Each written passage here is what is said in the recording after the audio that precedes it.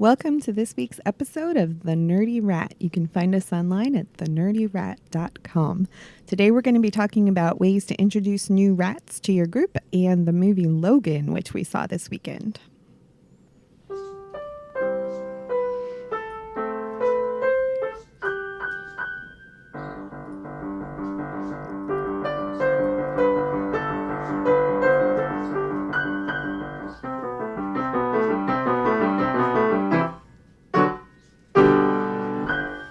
All right.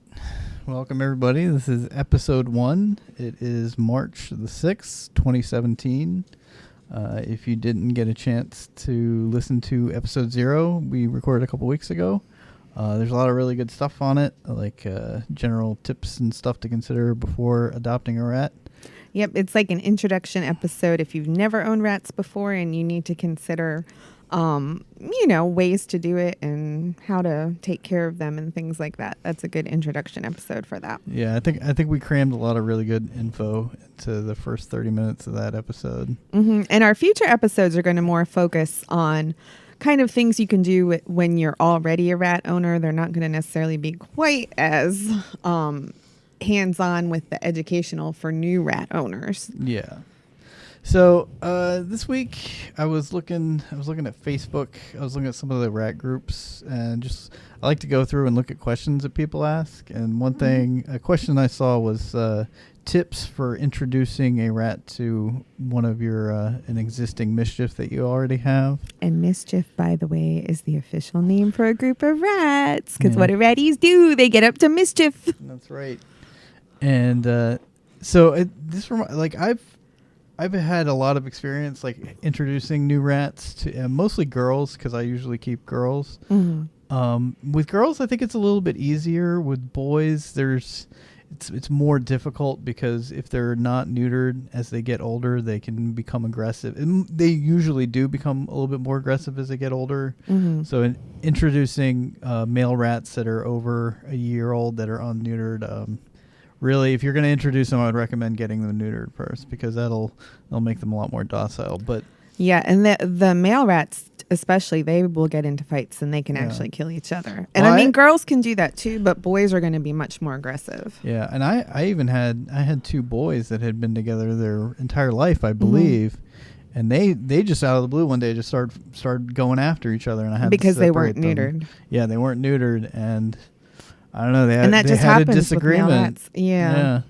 So, what happened there is we separated them, got them neutered, and then waited a couple days. And when we reintroduced them, they were fine. They had no problems.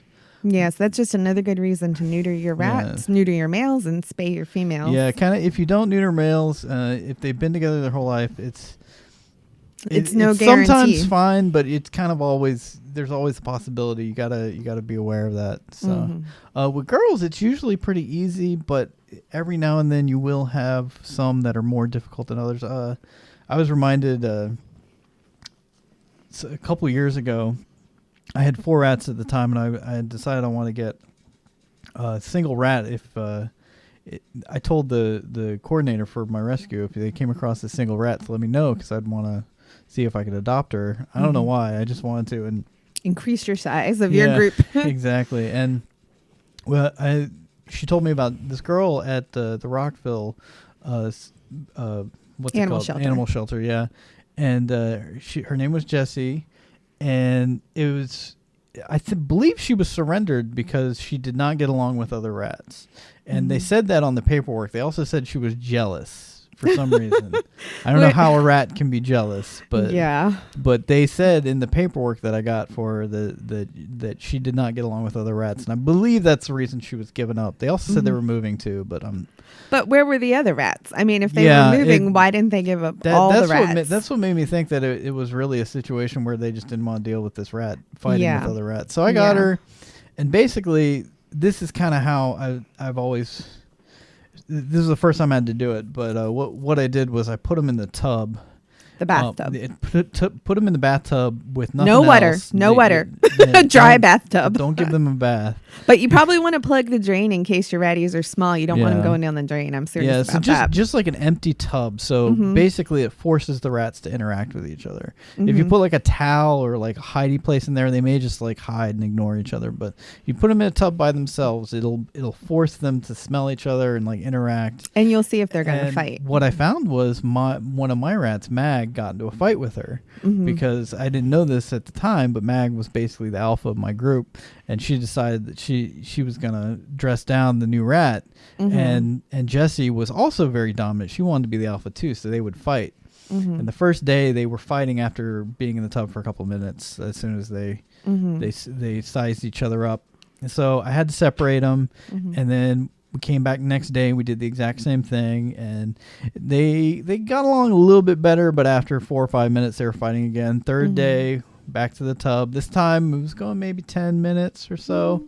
I think by the fourth day what I did was I set up the play area. I have this this thing called a Great Wall. It's a product you can get online. It's a giant piece of plastic that's about like 2.5 foot tall, and it loops around on itself, so it forms this wall. So you can make an enclosed Yeah, play so you area make, like, on a the little- floor. So you Exactly. can, let your rats have some runaround time, but they're somewhat contained. But you do want to separate them when they're in there because some of the rats can jump out. Yeah, If they're it really is good not- jumpers. Yeah, your more athletic rats can jump Yeah. out of this thing, and you got to watch for that. But it's good because it kind of keeps them generally in one place, And they get more area and they need that stimulation and that mental break from their cage. So it's Yeah. really good for them. You want to put toys in there, hiding places, wheels, all kinds of things like that. So they have Yeah. somewhere to hide, somewhere to run. Yeah, so on the fourth day, they were all playing in there, and they would still fight occasionally, and I just have to keep an eye on it and separate them if they got too rambunctious with each other. And we did that for another 4 days, I think. So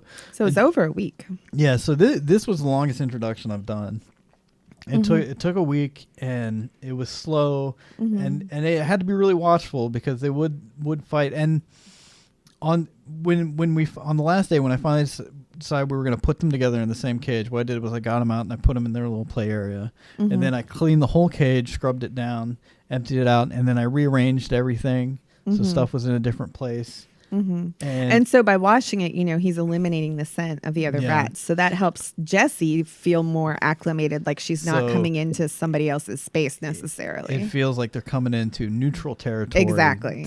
to kind of live together. So. Exactly. And after that, they got along pretty well. Like there was some dominance fighting. If you're not familiar with that, what dominance fighting looks like in rats is they'll basically hunch their back legs up and kind of try and sit on the other rat a little Yeah. bit.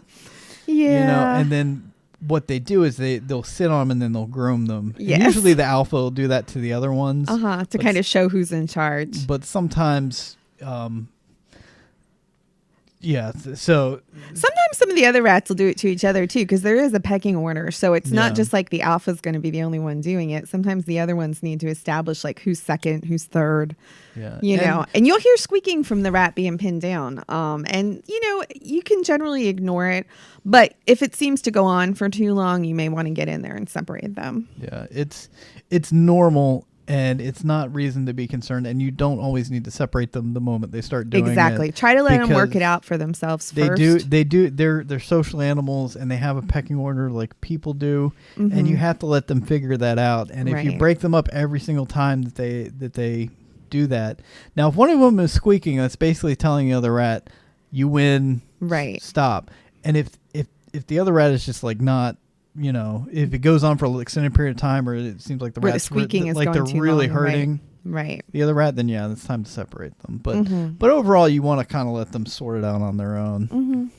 Well, and I think this brings up something important, which is that some people don't know that you have to introduce new animals to each other for any group of animal, like we're talking about rats. Yeah. But you cannot just take a new rat and add it to a group of existing rats. You with you no would- introductions. That's asking for fights. That's asking for fights that are actually going to result in harm or death. At bare minimum, you need to have one session where they meet on neutral territory to Right. see how they're going to interact. Right. Now, when we got Athena was very docile. She was Oh, she yes. was not an alpha, And we didn't have a lot of alphas at the time. We had just lost several rats. So we had 2 older rats who were submissive. We had a new rat who we had just gotten, Nim, who was an alpha, but she's a gentle alpha. She was a mom, so she's a very like caring, like she's not super aggressive and not like Yeah. like she doesn't need to be dominant over everybody all the time. And I kind of had the feeling that they were going to get along, but Yeah. we still put them in the tub In to the tub see, to double check. Yep. and make sure that they're not going to kill each other when you put them in. And then after sitting there for 10-15 minutes, we're like, okay, we're going to put her in there and see how she does. And And she they was were fine. fine. They were fine, And it's fine. yeah. And that, a lot of times introductions will go that way, but you have to be cautious when doing that. And if they do fight, like Matt was saying with Jesse and Mag, you can't put them in together on the same day, and it might take a week or more than a week. So you have to be patient, and you have to make sure you have an extra cage set up, so you can If you can you- work on the introduction slowly. If you don't own a second cage and you want to introduce a new rat, I would reach out to your local. If there's a rat rescue, ask them if you can borrow a cage for a week. Because a lot of them. Like I know our rescue would do that for you. If you had an existing rat, you were looking at adopting a single rat. I would think you would only adopt a single rat into another group of rats, because you should not be keeping rats by. Oh, that's by something important to themselves. talk about, is that rats they're social animals. They have to have another rat with them. In fact, that's how we got Athena. She had come from another family of humans, and all her cage mates had died. And, she kept surviving, and she's an older girl, and they realized they had to get her socialized again with more rats, even though they loved her and, they would have preferred to keep her. They realized she really needed to be around other rats. And now she is thriving with us and our huge group of rats that we have right now. Yep. But I know several years ago, before I met Matt, I knew there was a group of middle school kids who was, one of my friend's daughters was in middle school, and she's like, oh yeah, they all have a pet rat, but they all had single rats. And it was I didn't know that was wrong back then. I didn't know you should have, you had to have at least a pair. And apparently no one at the pet store had informed them either, because it was the latest pet trend and everybody just had one rat. Yeah, pet stores are especially bad about that particular part of owning rats. I think a lot of them will say oh, we recommend getting multiple, but and then if you ask them, it's it's okay if I just get one. They're like, oh yeah, that's fine. Yeah, but And it's not. It's it's not. It's it's Your just animal's not. going to be It's- really depressed, probably get unhealthy. It's going to be hard enough if you have 2 and one passes what you can do. I understand not getting another rat at that point. But then at that point, if you have 2 and one passes, you might need to be prepared to surrender it to a rescue. If there is a rescue, I would definitely reach out Exactly. to see if they can rehome it with another family of rats, because I think I really think Athena has been thriving since we got her. Oh, and she is so happy. She's over 3 years old at this point, Which and is crazy. And I was saying to Matt just yesterday, I feel like she's just made her mind up that she's not going to die.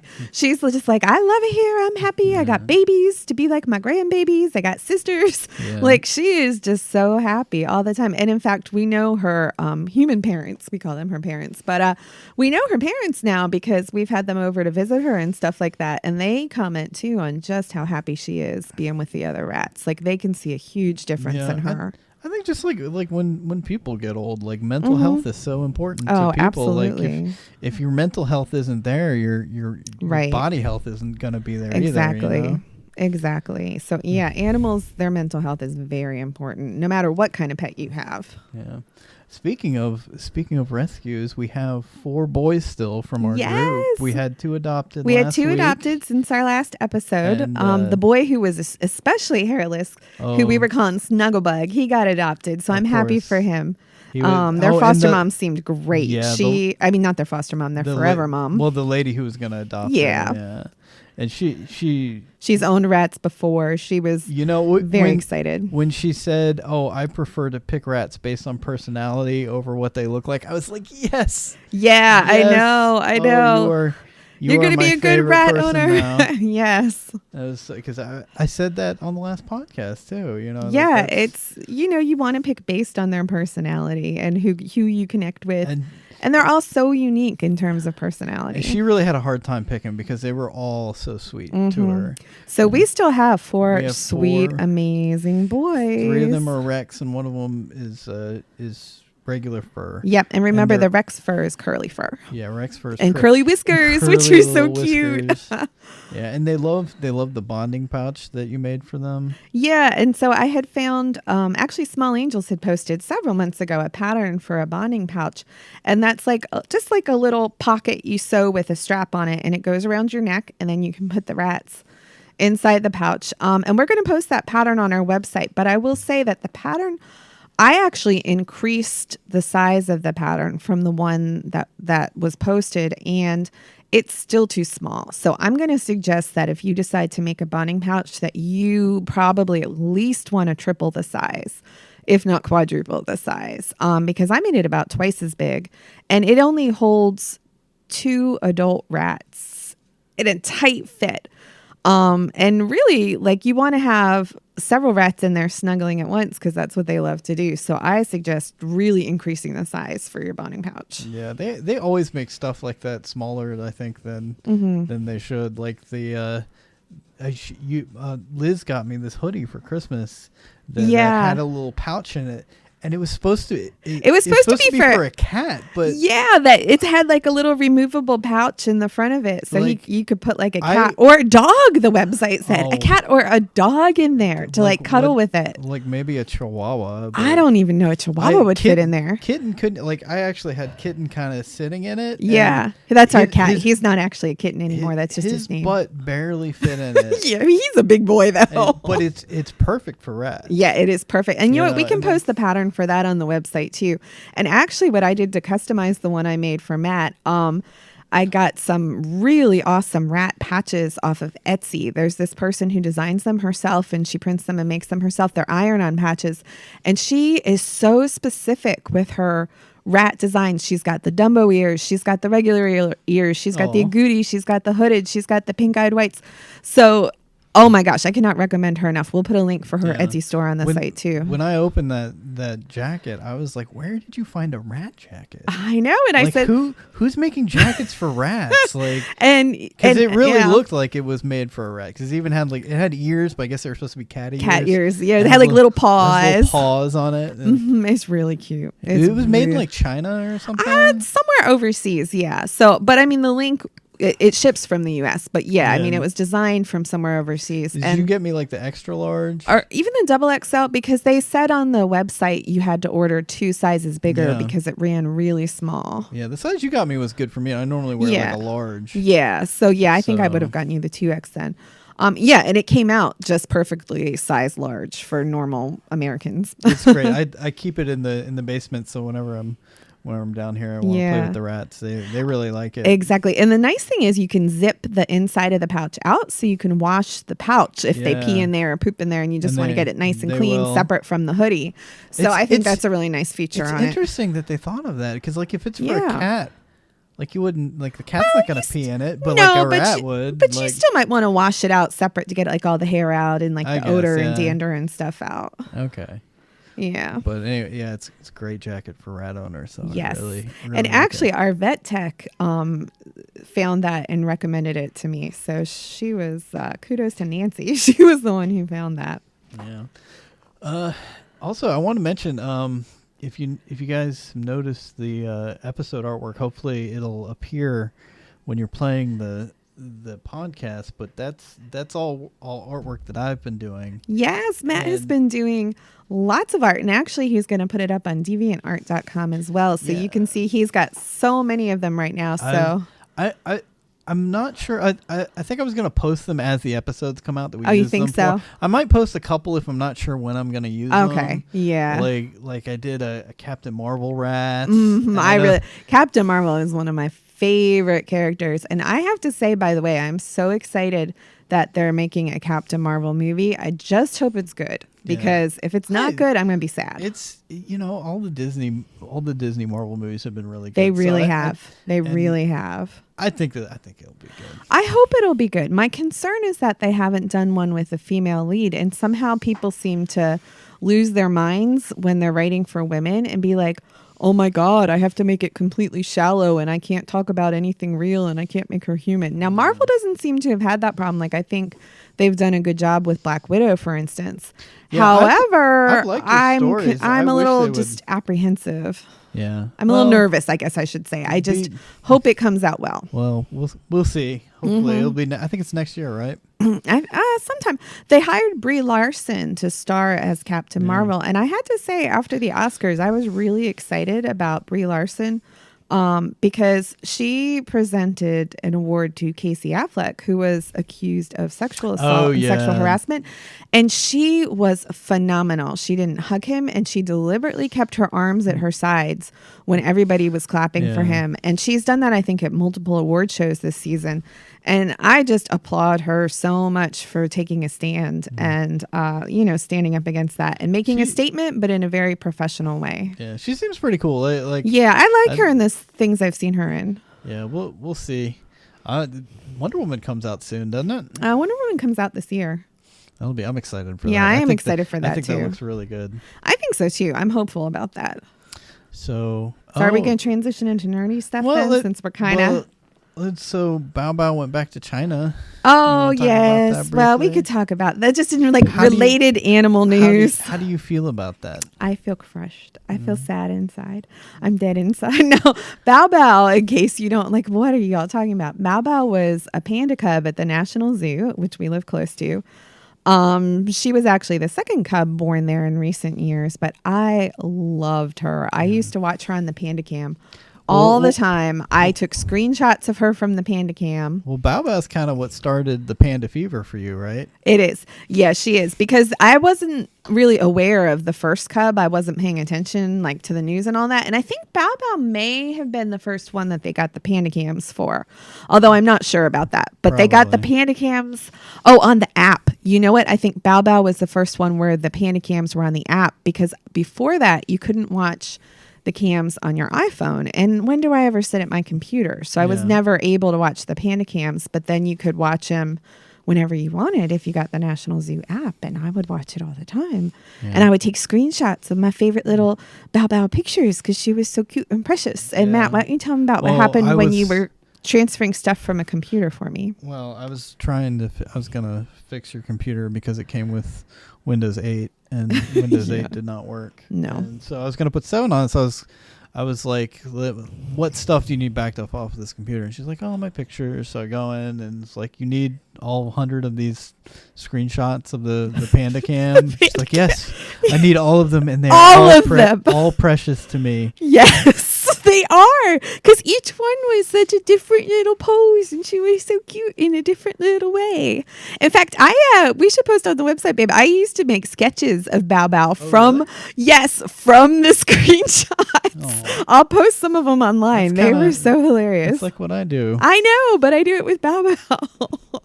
Yeah. So anyway, yes, I needed every single one of those. And I am so sad she's gone to China. Now she's going to a reserve and she's going to be part of their breeding program. So, I mean, all of that's great, but I just loved her so much. I'm sad to see her go. That's part of the deal they have when they give them when China gives zoos the adult pandas, right? Yes, because they get the rights to the cubs. And it's a good thing because they're doing really excellent conservation work in China, and it's worldwide because they have to keep the genetic pattern diverse. So it's really they're leading the worldwide conservation movement and increasing pandas, because you were saying, babe, they got upgraded their status in the wild. I believe they went up from endangered to vulnerable. Yeah. Now, unfortunately, China says that's not necessarily the most accurate portrayal of their status, because they said the problem is their habitat is gone. Yeah. So even though their numbers have gone up enough to put them at vulnerable status, the numbers have mostly gone up in captivity and on the reserves. So it's not necessarily like they're going to be less vulnerable in the wild. Yeah, so in the near future, you'll just have a bunch of pandas in zoos. But then people get to play with them and see them all day, and I'm not really sad about Yeah, that. I still need to find that. I need to show you that video of the panda that we kept trying to crawl up the leg of the keeper. The keeper was like trying to clean the pen, and the baby Aw. panda kept walking up to him and crawling up his leg, and then Oh. he'd pick him up and take him over and set him down, and then he'd go back to, and then the panda would just crawl back over to him. See, that's why I love panda bears. They're so precious. They're like little teddy bears Yep. who could bite your hand off probably and break it, because they have they're not carnivores. They eat bamboo, but they have very strong teeth because they have to Yeah. break that bamboo. Because they eat bamboo, and It's if tough. have you ever tried to clear out bamboo somewhere? Not that's growing? personally, but our neighbors and a lot in our neighborhood. There's a lot of invasive bamboo, and oh my gosh, It's trying to get rid of unbearable. it is terrible. Oh yeah, it's so hard to get rid of. Mhm. That's why I think we should just release a bunch of pandas. to take care of That's it. a great idea. we'll Why- reintroduce why- pandas into our neighborhood and be Why- like, take care of that bamboo for us, Yeah, panda bears. Why is this not a thing? Exactly. It should be. Well, they can rent goats out to like chew Well, lawns up. Rent out some pandas. Yeah, that's what I'm saying. We should. We should pioneer that. Yeah. I feel like the pet panda industry would be real big, Maybe. but probably terrible too. Yeah. Oh, well, yes. Exotic Everybody- pet industry please tends do to be not- horrible. Yeah.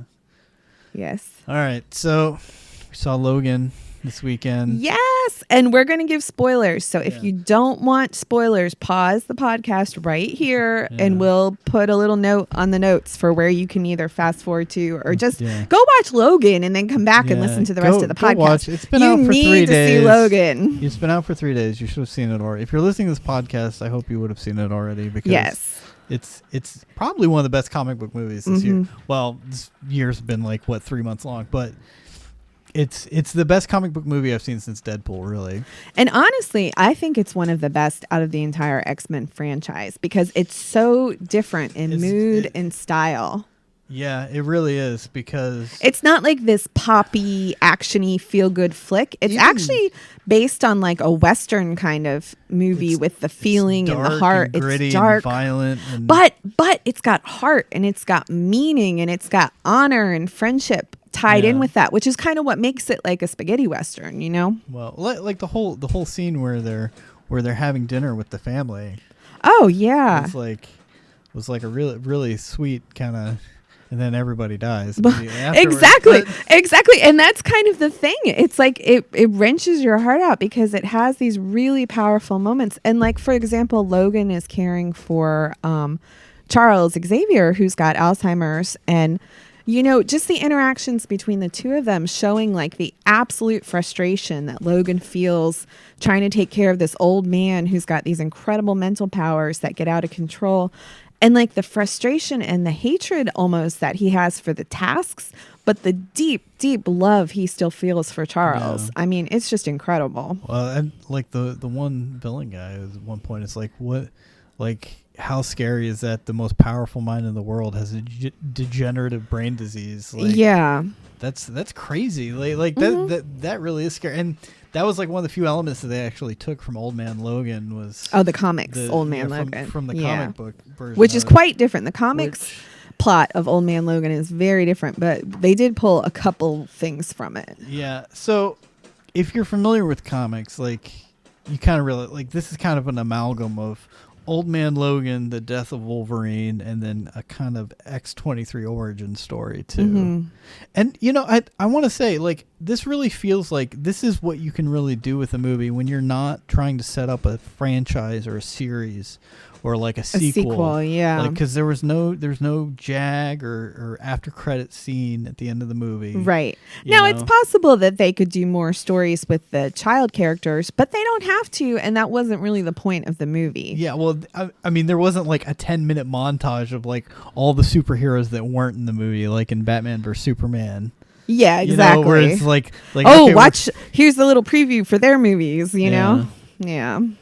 But it's so good. It was like I do want to see it again, but I feel like I need some time before Yeah, it's a kind of- heavy movie. It's really sad. It's powerful, and the sadness isn't like for nothing. The sadness is meaningful. Yeah. But it's hard. Like, I think it deals with real life issues because even though it's Charles Xavier, like caring for a parent who has Alzheimer's. You know, that's difficult. Oh my goodness! And that's, I kept thinking about my grandfather. Yeah. In those scenes, and because like he definitely had moments where he was like lucid, fully aware Yeah. of what was going on, and like when he was talking about X-23, and he was like, oh, she's, you know, the female of the species has because talking about her claws that she has in her foot. Yeah, she has And claws in her he's- hands and in her feet, which is awesome. Yeah. But And yeah, he was talking about it. Yeah, and like kind of the relationship between him and X-23 I thought was really good Mhm. too. It was really good. And even his relationship with Logan. I mean, he had his lucid moments with Logan, and he still had his insights into Logan's character and could give him like try to pass the values on that were important in life. Yeah. And man, like there's a lot of moments in there where like stuff happened, Mm-hmm. you know, when somebody would die, and I'd be like, oh my God, I did not expect that to happen. Mm-hmm. Like I was like, oh, this must be a dream sequence. I'm like, no, this is really happening. Yeah. Because they've done that in other X-Men movies where like something shocking happens. Right. You go, oh, it's just a stupid dream sequence. Right. That's dumb. Yeah. But no, this was No. just all. Yeah, And so- the action scenes were so good. Oh, they were well filmed. They were really well done. And I will say it was a very violent movie, but I don't feel that it was actually as gory as it could have been. Now, Do you- take that with a grain of salt, because you do see like people's heads getting ripped off and split in half and things like that. But there wasn't a lot of blood. It wasn't like a very realistic blood where they're focusing on the wasn't- blood and gore. There wasn't a ton of gore in it. Like, Yeah. So I think it got the R rating because Deadpool. Well, it's violent. Well, I think they said, okay, you can do an R-rated movie after Deadpool was so successful. Yeah. Do you think it needed an R rating? I do, because You do? I think with the heads getting cut off and the heads being split in half, and also just it was really violent in terms of like when they're stabbing, like when Wolverine and X-23 are stabbing Yeah, people. that's true. Just the fact And that also, it's a little Wolverine, kid stabbing. like- It's a little kid stabbing people too a lot. Like, yeah, like if you're gonna make a Wolverine Mhm. movie, like he Mhm. has claws for hands that can cut through anything. Like, yeah, and yeah, because like a lot of the other ones that were PG-13 didn't have as much of an edge to any of the action. that's the thing. They didn't have an edge even to the tone. I mean, I feel like if it had been PG-13. Now, I know there's going to be a lot of idiot parents out there who still take their kids to see this, but please don't do that. but Please do not do that. If It's you're not aware, for kids. yeah, it's not for it's kids. not for little kids. And I It's- think if it had gotten the PG-13 rating, a lot more kids would have been taken to see it, thinking Yeah. it's going to be like a little pop movie, kind of like the other ones, you know, like yeah, I'm not sure frothy they and would have really feel-good enjoyed or and- appreciated it No. as much. It's Well, it's just not appropriate for kids. It's too heavy. not, It's too yeah. heavy. It's too dark. Kids don't need to be seeing stuff like that. yeah. But adults, yes, go it's love great it. for us. You will Thank love you. it. What'd you think of the Deadpool trailer? Oh, I loved it. Oh my gosh, that was so hilarious. We were not expecting I did not. to I see thought, a Deadpool trailer at the beginning of the movie. I thought the movie was starting, and I was like, and then he's like, not on my watch, mother effer. I'm like, oh no, it's Deadpool. It was Deadpool. And then and the homage to Superman, I just died. Oh, I know. When they start playing the Superman music, I was just like, oh my Yes, god, this I is know. amazing. And did you see? I don't know if you noticed, but all of that was taking place in front of a movie where Logan was where playing. Logan, yeah, where he Logan was It's playing. like he was going to see Logan. Yeah, it's like he was going to see the movie. Yeah, I saw Ryan Reynolds was on Twitter and he was responding to something. Hugh Jackman had posted a picture of him with some fans in Australia or something, Uh-huh. and Ryan Reynolds retweeted it and said those aren't fans, those are protesters. Yeah, I love it. Deadpool's great, and I love his little ongoing rivalry with Wolverine. Yeah, It's just and with Hugh hilarious. Jackman, and with Hugh Jackman, both of them. He Yeah, carries into real life. yeah. Well, playfully, but yeah, I think it's funny. No, yeah, I'm excited for the new Deadpool movie, and I appreciate that it's not just it was actually like a little vignette that they did to promote the movie instead of like just Right. showing you clips from the movie. I wish all trailers would do that. I know. Because it would I be feel so like much better. Even like Wolverine, like they didn't show much in the Mhm. Wolverine trailers, but I feel like they showed so much. It's like there was no surprises. Like That's 'cause why I we- try not to watch we trailers. knew X-23 was going to be in it. We knew all Yeah. the stuff about it going in. Yeah. And I gotta say, they really got the character X-23 correct. Like everything And she's a kid, like so if you don't know, which you should, because we said watch the Yeah. movie first before listening to this. But so she's a kid who they stole Logan's DNA and they created a kid who's genetically his daughter, and so she's played by maybe a little 10-year-old, and she was ferocious. Was she 10? Oh, I don't know. I mean, she was definitely. She was tiny. I feel She was like a tiny tot. She was. Yeah, probably 10. I would say between 10 and 12. I'm going to say 10 because she looked like a little kid, and kids go through puberty early these days. Yeah, so I'm that's thinking true. she's probably 10. But she was great though. I liked it. Oh, yeah, she was didn't fantastic. even talk for the first half of the movie to the point where another character in the movie is like, "How long's your kid been mute?" And know. And then a few scenes later, she's talking, and Wolverine's like, "You can talk?" Yeah. And then she just starts yelling at him. It's great. Yeah, but she was perfect. Her eyes, the way she'd glare at people, and Yeah. she was fantastic. She did a great job. She did a great job for a job where half the movie she wasn't saying anything. And I feel like that's kind of difficult for actors sometimes to absolutely emote when they're not talking. I mean, I can imagine. I've never been an actor, but yeah, but I can imagine too. And I think I think she just was perfectly cast, and she did a fantastic job. Yeah, I would like to see an X-23 movie. I think that would be cool. I think it would be cool too if they did it well. If they did it well. Yeah, that's true. That's my caveat. Yeah. Did you read much of the all new Wolverine? No, actually, I haven't read any of it yet. Did you read? I read the first one. I liked it. Did you? I thought as a character, I thought she was really good. Okay. And she had these scenes where she was kind of hallucinating, she was shot in the head, and she hallucinated talking to Wolverine. Oh. Wolverine was kind of like her mentor / father. That's kind of cool. Yeah, in the comic books, Wolverine is dead. Yeah. And he's been dead for a while now, and they have not brought him back. And it's been 2 or 3 years now. Yeah. Which that's the new thing that Marvel's doing with the comic books is just kill everybody off. Everyone's dead, and then they don't bring them back, which they used to just bring them back all the time, it's the Arrow or something. The Arrow TV show. Don't get us started. We talked a little bit last week on how we don't like the Arrow. I've been watching. Matt's been watching it, but I cannot. I've been watching more of it, and I kind of understand why people like it. It's basically a superhero soap opera. And I will say we watched an episode together from the second season just recently, just because there was nothing else on that we wanted to watch. But I will say it seems like the writing in the second season gets better. I thought the first season was just painful, but it did seem like the writing got better in the second season. I've just really been watching it while I'm drawing or playing a game or something, and it's nice to have on in the background, but it's not compelling television. Yeah. Really. I mean, and it's not really any comic book characters that I care that much about, so hard to get excited. But speaking of so they announced a cast for the Inhumans TV show. Yeah, and one of the actors is the guy I liked from The Force Awakens. Oh, really? Ken Leung. I don't know how to say his last name. Oh, is that the one that's playing Karnak?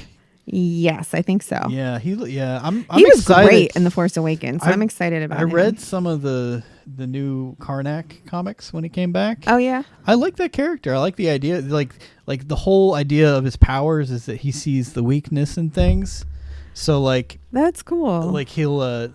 So he's good at making sure plans are airtight and stuff like that. In the first comic book, I saw like somebody fired a bullet at him, and he saw a weakness in the bullet and touched it, and it just shattered. Oh, or that's interesting. Or if if somebody's coming at him, he sees presses him on the shoulder, and he's got a weakness in his shoulder, and the guy collapses in pain. Interesting. Really kind of cool. Kind of a Zen monk kind of not unlike he was in The Force Awakens. Then. Wait, what character was he? He was the blind one with the staff. He's like, the Force will protect me, and he'd go and fight it. The Force is with me, and I am with the Force. That's who he is. I didn't know that's it. Yes, that's why I'm excited about him. Now, yeah, I loved him in The Force Awakens. Well, I'm excited about I'm more excited for Lockjaw than anyone else in that movie. Well, I hope Lockjaw's going to be all right because sometimes CGI can be a little iffy. Well, I hope they just get a really big dog and do perspective to make him look bigger. And I don't know. A little moon on his head. That'll be great. Yeah, I suspect it's. I don't know. I love Lockjaw. I always like. I like Lockjaw in the comics. He's in the new Ms. Marvel comics. Lockjaw's a giant. What kind of dog is he? He's Like a a mastiff. bulldog? Or a He's like a mastiff? giant mastiff / bulldog. I think he's a that bulldog. teleports the. Well, sorry, I didn't mean to hit my mic there, but he teleports the Inhumans around. Basically, it's basically like their pet. He was in the Pet Avengers.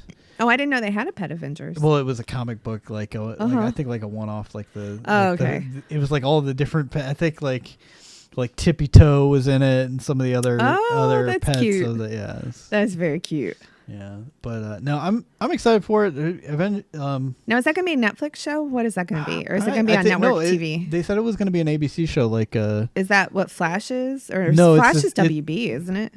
yeah, CW now. but it's going to Okay. be the same that Agents of Shield is. Oh, okay. Well, so hopefully that'll be. Oh, that makes sense because, of course, they're having all the Inhuman Yeah. storylines in But Agents it's of not. S.H.I.E.L.D. It's not going to be produced by Whedon. I don't think. I think it's going to be a new team. But I'm excited. The characters are pretty cool. The Inhumans have been around for a long time, so it'll be nice to see some of the actual like the well-known Inhuman characters portrayed. Like for Medusa with her yeah, hair. because they've been doing and- Inhumans on the Yeah. Agents of Shield forever, and it's like a whole bunch of heroes you've never heard of, or they created. Right. Like, Right. So, that'll be interesting, too, to see how they're able to tie that in. Because I imagine they're going to put it in the same universe as S.H.I.E.L.D. so they can have crossovers and things. yeah, the That'll be universe is interesting getting to so see heavy. how they can tie the story in because they don't have any Inhuman kings and queens and anything like that yet. Well, in I S.H.I.E.L.D. imagine it's going to be a story about the Inhuman city or something, and like because it's like all the royalty of the Inhumans. which Yeah. None of these characters have been in anything before, so Right.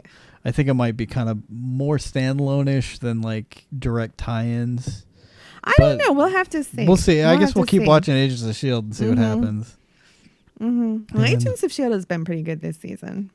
Yeah, I've enjoyed it. I kind of like the direction they're going with it. I really like the Ghost Rider. I hope we see more. Oh, from I hope him. he's coming back. I was Yeah. hopeful that he was. I'm crossing my fingers that he's going to come back later in the season because I felt like his story really wasn't over. Yeah, it'd be nice to give him his own series or Yeah. something. I'd like to know more about the Ghost Rider that came before him because it looked like the classic Ghost Rider. Yes, when it you was saw supposed to be. and I was Mhm. like, oh man, I would, Yeah. or maybe they're just gonna say like the Nick Cage Ghost Rider is canon. Yeah, something like that. But I don't know. I liked the Ghost Rider movies, the Nick Cage ones, because Nick Cage is just ridiculous. He's And ridiculous, but I didn't see the Ghost Rider movies were yet. crazy. They were by I know the second one at least was by the team that did Crank, which is another crazy kind of action nonstop. And I really enjoyed the second. I think I like the second one a little bit more than the first one, but they're all kind of schlocky, but I like them. Yeah. So Capaldi, Capaldi has announced that he will be stepping down. Bitterness in my soul will be as the doctor regenerating for in Doctor Who. next year's Christmas special, or this year's Christmas special, I guess. Yeah, they'll do it this year in the Christmas special. The bitterness in my soul because Capaldi has not had any good writing. He's done amazing things with his character as the Doctor, and I think that's been a little bit more of his own influence in there. Like, I love him as the Doctor, but the storylines and the seasons, I feel like he almost hasn't gotten a chance to act at all. Like, I can't even believe. I don't know what is like. You go back and you look at like Stephen Moffat's history with Doctor Who. Like some of his first work on Doctor Who is some of the best episodes from season one. Oh, yeah, Like he did the gas mask kid. Are You My Mummy? Are You My Mummy? I forget the name of those episodes, I but he forget it wrote too. both of them. The one he created Jack Harkness. He created Jack. that character. He created River Song. He created I mean, River Song. Like all of that. Like, so great. And you know what? The 3 seasons that he wrote with Matt Smith were incredible. Like, they had lengthy stories. Like, it was clear that there was like an arc that went throughout the whole season, and that even went from season to season. And then it was like he was just completely out of ideas. I feel And like the last Matt terrible. Smith season, they were kind of starting to lose it a little bit. Well, that's probably where his I- decline started. I- Yeah. I did not like that season as much as the previous 2 seasons. It wasn't I as felt tight. like it didn't have as good of an overarching story. It didn't. And then Capaldi. Capaldi's first season was just plagued with a bunch of badly Terrible. written episodes. Like Terrible. the moon is an egg. Like Oh my God. that's Don't that's even it. get me That's your started. whole. I know. And I will say, I like season 2 better with Capaldi, but I mostly like Capaldi being the doctor. I don't like the stories. I felt like there was so much more they could have done, and they so didn't forgettable. do. What so stories forgettable, did they do exactly. in his second season? I can't even remember. Well, it's like because- I thought that I was pleased with the first episode that had Davros, and I was like, "Oh, this is going to be like That's a theme right. for the whole season." They let it go, and even Missy ran off with the Daleks at the end of that episode. And I'm like, "Oh, she's going to come back. This is going to be like a whole season-long thing." They did nothing with that for the rest of the season. I can't remember the rest of that season. Like, was it 'cause not it was- many episodes? No, really? it was the same number of episodes, but it was just completely forgettable. Was that They the had one that did girl. Robin Hood? No, that was the first one, but they had that girl who was like me or whatever her name was. That was a complete waste of time. That was like a completely unnecessary character. Because Yeah. they tried to make it be this heavy, deep thing, and she was like nothing. Like because they didn't do anything that had her impact Capaldi or the storyline in any way. Yeah. And Clara had no story and no arc, so she just became The this shallow character. The whole thing when she died, and then Oh, it was so meaningless. and then he went back in time. Yeah, and it was just like, so oh what? yeah, and they left the whole thing was how did they have an ancestor if Pinker? Oh yeah, because like in her the boyfriend previous dies. season, they had that episode where she's in the future and she meets her kid that she has with Danny Pink, and then Well, it's not even her kid; it's like her grandkid or something. yeah, right? it's like her descendant. Her Then descendant. he looks exactly like Jesse Danny. or Danny. Yeah.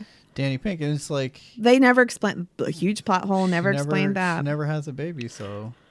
And And oh, if we're going to talk about plot holes, I have to say that stupid episode with River Song, the Christmas one, it killed me. First of all, I felt like they totally assassinated her character because she adores the doctor. Like that was her whole thing as a character, was that she loves him so much.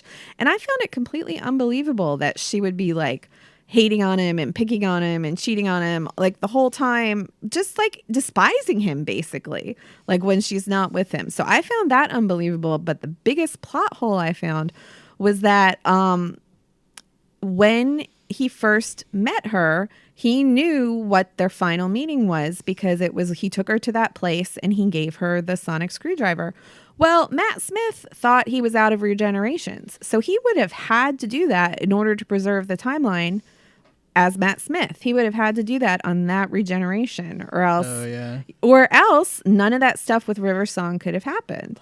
Well, I wonder sometimes if the writers have watched all the episodes or Well, not. they're all written by Stephen Moffat. So Yeah. I'm like, Stephen Moffat, read your own stuff. You're messing up your own stories. It's funny. Somebody asked Joss Whedon one time if he would write for Doctor Who. Mm-hmm. That'd be nice. And he was like, no, because He's not British, though, is well, he? he's like, his main reason for not wanting to do it was Mm-hmm. the fact that he had not watched all of it. So Yeah. like, he was like, I've got 50 years Right. of back Right. history to go through before I can write Right. for this thing. Exactly. That makes sense. Because he's the kind of person that will do that. Like, he's not. Yeah, and you should. Like, that's why I've been trying to watch the old episodes, which Matt can't even sit through them with me because I'm starting with Doctor One. they're They are so slow hard to get and they through. are boring and it's hard to get through them. But I love it, though, because it's the history and I want to see the whole evolution. Well, we went to go see the one where the Doctor regenerated for the first time. That was Oh, restored. yes. They did a Fathom event, so they Yeah. reanimated it because So they you had lost to the watch footage. The whole 2.5 hour serial Yes, all at it was once. bad. It was hard to watch the whole thing all at once. It was. It was enjoyed awesome. It. It was I actually. did. I liked it. I liked it a lot. I kind of liked it in that format a little bit more because it forced you to watch it, and I really I liked the second Doctor a lot. I did too. I liked him and I thought the story was good and I really enjoyed seeing it. But it was hard to sit through. Like I can usually only watch 2 of those episodes at once because in the old shows, everyone is like a 6-episode serial of like 30 minutes each. And the action is very slow in each one. Yeah. So I can't do more than 2 in a row usually. Most of them were like early. These were like early '60s episodes, so like the effects just weren't there, and pacing back then was much slower. I mean, it was slower in America if you watch films from the time. Pacing was much slower, and it was even more so in Britain. I think. Right. Because they're like a little bit behind as far as filmmaking. Well, but also too, With I techniques. felt like some of it is kind of like that Shakespearean influence of acting where it's like richer and more dramatic and slower. Yeah. Like in the episode I'm on with the first Doctor, I just finished one where the characters looked like bumblebees, like giant bumblebees. Oh my But god! do you remember that one? But they took their role so seriously. Like they were so in character and like Those- they were acting with such those were some- passion and drama and like Those were some serious freaking bees. Yes. Like, they were like I am Buzzlord from. It's like man, you're really playing this one know. straight, huh? I know it was fantastic. Like just to see that level of drama that they put into the role and how seriously they took that role. That's honestly some of my favorite parts of science fiction from that time. Yes. Like the 50s and 60s. Yeah, me too. These people took this stuff so seriously. Yeah, like they seriously, they were like you said, they were playing it completely straight. They weren't. Did you watch Robin Crusoe on Mars with me? Or did I Yes, watch we that watched. by myself? Oh, my you made me goodness. watch that with you. That was hard to watch. So great. It was so great. Oh. Oh man, it was so. Bring some coffee if you're gonna watch that one. Yeah, it's great. Oh, Oh, it was man. not. It was It's great, not very scientific, but and it was pretty racist too. But it was the 50s. That's the way it was. that doesn't mean it's okay. Oh, Blah, blah, blah, blah, blah. I'm not saying it's Mhm. okay. I'm just saying. Uh huh. But no, I mean that's why I like. You ever see what's the one with Rob the Robot? The one with Leslie Nielsen. Oh, I don't think I've ever seen that one. I have it somewhere. We'll have to watch Yeah. it one night. It's That's the one somebody cosplayed as at Comic-Con one year, right? yeah. They went as Rob the Robot and the one from Lost in Space. Yeah. too. Let me see, Rob. It was a great movie. I really. It. But anyway, while he's looking that up, so the new season of Doctor Who's starting what, in March or April? April? Was it April it's starting? But anyway, so it's going to be Capaldi's last season. I am not expecting much because it's still written by Stephen Moffat, the whole thing. And Well, it's not just. Well, he's I mean, the showrunner. He's as fine as a writer. It's No, when he's a not showrunner. anymore. Wow, yeah. Not anymore, because none of his episodes are It kind of any feels like good. he's just stuck recycling some of the old ideas over and over Yeah. again. Well, and you know what? I think that's the thing. I think as a writer for anything, especially when it's like a series or something, you have to have enough humility to know when you're out of ideas and to pass the torch. And if you don't do that, you're destroying the thing that you once loved and helped create. It was Forbidden Planet was the Forbidden movie. Planet. All right. So I haven't watched that. We'll have to watch it one night. I've got it on DVD. All right. Sometime when I'm when I've got like some knitting to do at the same time to help it's- pass the time. It's funny because it's Leslie Nielsen before he was a comedian. Oh my goodness. That's going to be odd. So he's like the super serious. So like, he's playing it straight. He's like the Yeah. main character. Yeah. Oh. It's pretty good. Yeah. I enjoyed it. Yeah, like in an MST3K kind of way. Yeah. You have to be in the right mood Exactly. to watch that kind of science Exactly. fiction because Exactly. It's very dated. And you have to, I But think, it's- like with the old Doctor Who's, like I have to be in the mood to appreciate that to like laugh at the silliness of just like it being what it is, you know? Well, this is also like Forbidden Planet's one of those movies where the theremin was like the only instrument they used for the Oh, entire I love soundtrack. the theremin. Oh man, Yeah, the that's whole- so awesome. The whole soundtrack is just Now, just if you the don't know what a theremin is, it's like a buzzing vibration kind of sound instrument. Yep. And it's used in a lot of like old sci-fi, old Ed Wood movies. It's classic sci-fi. Oh yeah, it just sci-fi vibrates and it sound. almost sounds like a voice, and it just makes like that spooky vibrating sound. Oh, I love it. Yeah, it's great. It's like classic sci-fi and 60s horror. Yeah. Horror Yeah. soundtrack. And when you're in the mood for that kind of thing, it can be really fun. Yeah, that's another reason the movie's so great too. Hmm. So Well, sometime we'll have to watch it, and then when we do, I'm warning you all, it might be 6 months from now. Then we'll do a little podcast about that too. yeah. We'll throw that into our nerdy section so I can tell you all what I thought. yeah, we'll have to come back. We'll do like a classic nerd section Yeah. or something. Something in one of the future episodes, but I'm warning y'all, it may not be anytime soon because I don't know when we're in the mood to watch something like that. We'll see. So Yeah, you would start. I think in a couple weeks when we do our next episode, Yeah.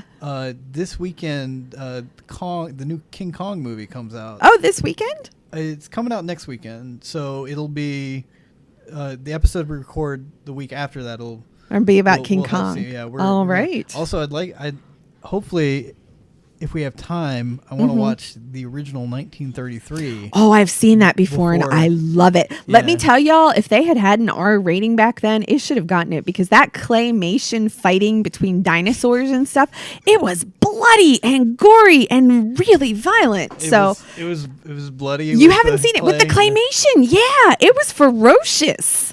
Like, it was like those monsters did not play. Like, talk about playing something straight and taking it seriously. Yeah. Like, oh my God. Oh, It's violent. I saw a retro review on that movie, and it made me want to see it. I now. love it. I think it is so well done. I'm excited about the new movie because it looks really good. I actually haven't seen any trailers or whatever Well, for maybe it. you shouldn't, because then I you'll don't be like spoilers. surprised. I know. I don't like seeing trailers. I think it's got a. I don't remember, but it's got some good actors in it. So. But anyway, for our next episode, that'll be the nerdy section as our It'll talking be- about King Kong. So that's your homework assignment, listeners. Watch King Kong first, Yeah, so watch you don't King get Kong, so- spoilers. And we'll be doing it the week after the movie Right. comes out too, so Right. you'll have plenty of time to go see it. That's But, right. It's I'm excited about that one. So, Mhm. anyways, do you have anything else you want to say before we? I don't close think. I out? think that's about it for today's All right, podcast. everybody. Thanks for listening. If you want to support the Nerdy Rat, please considering donating to one of our charities. You can find the links on our website, thenerdyrat.com. On the right-hand side, our charities are Extra Life and Small Angels Rescue, serving the D.C., Maryland, Virginia area. Yep. Small Angels Rescue is a Frederick County MD-based 501 nonprofit, no-kill, all-volunteer organization dedicated to rescuing and rehoming gerbils, guinea pigs, hamsters, mice, and rats. And Extra Life supports the Children's Miracle Network, which is at children's hospitals around the country. We support our local one in D.C., and it's a fund for patients who can't afford care. So it directly goes to patients who need help with their medical bills. Yeah, And Matt does that. You can sign up at the Extra Life site, and you can stream for 24 hours and drink a lot of coffee and raise money for your local. Yes. Or if you're not up for that, you can just donate to Matt's page. Yeah. Get all your family members to Yes. donate. That's great. Yes. All right. Well, thanks for listening. We'll see you next time.